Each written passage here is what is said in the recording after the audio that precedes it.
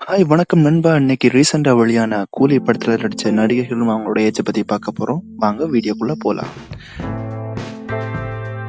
ரஜினிகாந்த் வயது 74. நாகார்ஜுனா வயது 65. அமீர் கான் வயது 60.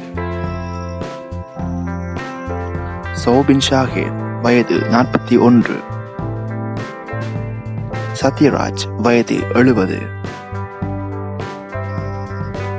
உபேந்திரா வயது 56. ஸ்ருதிஹாசன் வயது 39.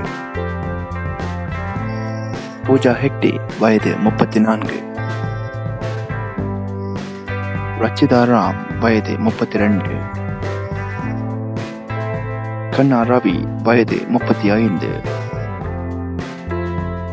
ரெபா மோனிகா ஜான் வயது 31.